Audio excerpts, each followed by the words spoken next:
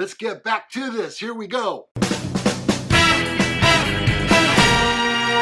Man, Ronnie, we get stacks and stacks of email. There it is. Hey, coming up next, a session we like to call Inbox Me.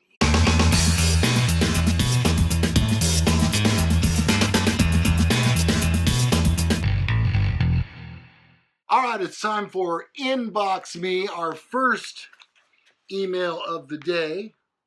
There's so many to choose from. I'll just take one from the top. All right. Let's see. Dear Men Are So Smart, should I brush my teeth with glue for $20? That's just stupid. I mean, yeah, you got to admit that's pretty lame. Why would anybody want to do something like that? Well, especially for $20. $50 at least. At the very least. Yeah. And it better be some damn tasty glue, too. You know what? Forget that Elmer's crap. Yeah, Gorilla. Now that's some tasty stuff right there, I tell you what. If it actually tastes like Gorilla, I'd do it for free.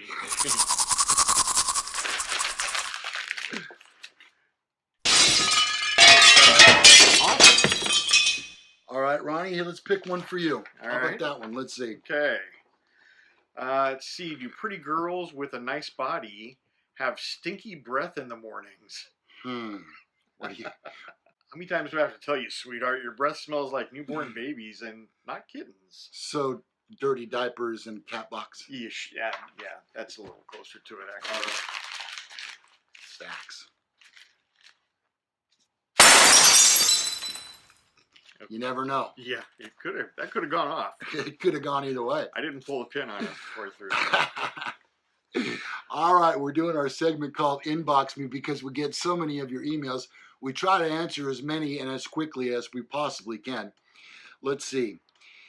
Dear Men Are So Smart, is it true that bananas are radioactive? And if you eat too many, it can kill you? Well, that's all we feed our producer, Chewy, and he does just fine. Other than being freakishly strong and able to jump long distances, he's actually great. Freakishly strong? You're talking about his breath, huh? Yeah, he's great. Yeah. It's good. Thank you very much. That's from 3. Or as they say, that one was from the bus. All right, let's see this next one. What's up? It says, Men are so smart. How often should you feed your girlfriend if she doesn't have a job? Well, how hot is she? You know, if she's like smoking hot, you should probably be feeding her whatever and whenever the hell she wants. That's what I would say. You know what? If you're asking this question, though, it leads me to believe she might be on the opposite end of the spectrum. Well, he may not be a keeper either. That's true. Yeah, we don't know that either. I mean, you know, how else would they have found each other, maybe? True love. Yeah. I'm glad we were able to help there. I like that. All right. I love true love. All right, let's see. Whoa. That was close. You see the way? Yeah, it almost had a screwball effect to it. It's a knuckler. A knuckle curve. I did kind of knuckle it. That's what it was. Yeah. All right, and finally, this is all the time we have for this today. Dear Men Are So Smart. Are you guys NASCAR fans? That's from Larry from North Carolina. Wow. Oh, that's NASCAR country right there. Well, Larry, thank you very much for your email. Here's what I would say, and I can't speak for my partner here, but last week's race was at Darlington Speedway, and that's one of my favorite tracks. I just love the raw speed and no drafting and the tire wear. But you know what? I was actually watching more of golf and just kind of flipping back in favorites on my remote to the race to see. I don't know, Ronnie, this whole segment racing thing and taking a break between segments, it just kind of reminds me of T-ball in Little League where they don't even keep score. You know, it's all fragmented. And where do you stand on this? You know what? I love NASCAR. The problem is, if there's an NFL game on between one of my favorite games and a NASCAR, my one of my favorite teams is going to win out over NASCAR. Yeah. But I really do. I love the side by side and the bumper to bumper racing. Mm-hmm. I'm not a huge fan of kind of some of what it looks like, almost like big time wrestling, where you have your villains and your good guys. Yeah. I mean, there are some of these guys that are just probably, when they get behind a wheel, just not very good guys. They're all about winning, and I totally get that. They wouldn't have gotten where they are if they weren't 100% competitive. It comes from passion. Absolutely. I mean, it has to. You wouldn't go out there and do that if you didn't have a drive to do it. And you see a lot of people that only make it a year or two, and then they're gone because they find out they really don't have the passion for it. Yeah. But I really do. I love it when they're out there and pushing it right to the edge. And if the announcers are good and they do the diggity diggity diggity, and here they come and turn it up. I love all that. And I've been to a couple of NASCAR races. I got to tell you, they're almost better watching them on your TV. Well, I know that the road track, the road courses, that's better watching from the comfort of your recliner. And that was one of my been to. I was at Sonoma International Raceway, and it is, you have to pick a spot, watch your cars, and then okay, let's go watch them from another spot. So it's a little crazy. For the other race I went to, I was at the Brickyard 400 2 years ago. Mm-hmm. Yeah, at Indianapolis. It was amazing. But it's so loud, you have to wear plugs the whole time, and you really lose track of who's in first, and you're looking for your car to come by, and it's like, I didn't see him come by. Oh, that's because he spun out just out of view over in turn 3. You can't even see it. Can't see it. So there's some advantages definitely to watching on TV.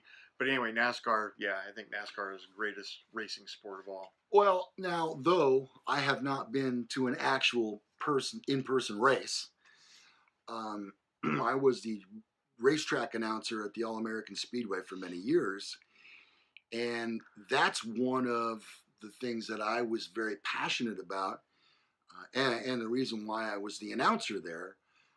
I love Saturday night short track racing.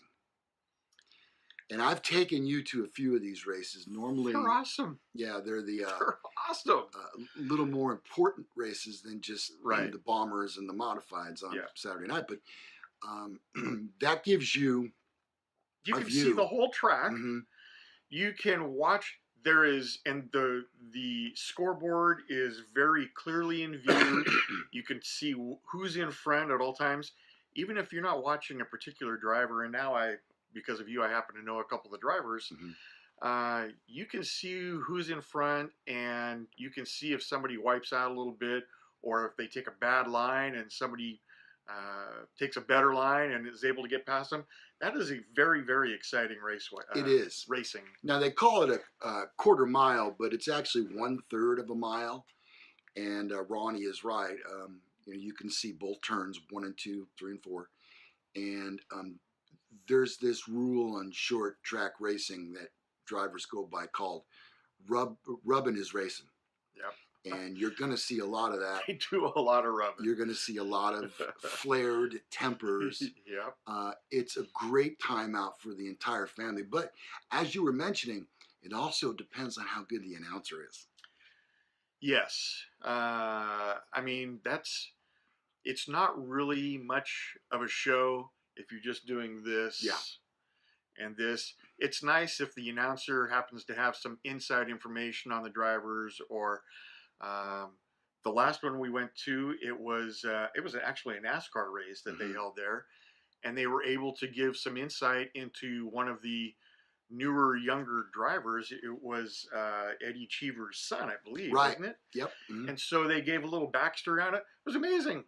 It was wonderful. So it was nice. We were actually lucky enough to meet Eddie Cheever. Yes. Before that race, and he signed a hat for us. He signed my hat. Yeah. I still have. It's one of my cherished possessions. Cool. Yep. Well, so there you go. One of us still quite passionate. The other, it's in question because of some, well, what I deem questionable decisions that NASCAR has made about how the sport will be run. I get what they're trying to do. They're trying to make it maybe so that more people are eligible for the chase. And maybe 10 years from now, we won't even be talking about it because we'll be so used to it. But it's different. Change is not always good. Well, I'm looking into the future, and I see Additional how much. changes. Yes, but I see how much the drivers actually make. Oh. And what that does to the bottom line of the amount of money that the teams are able to make to pay their guys. Yeah. And much like the McDonald's employees who want $15 an hour and don't realize that they can be replaced with a machine. What about that? Yeah. What about that? Mm-hmm. We're going to have automated cars. Yeah. In 20 years. Yeah. To be sure, and quite sooner. What do we need drivers for, really? Yeah. It'll almost be like slot car racing. Looking into the future.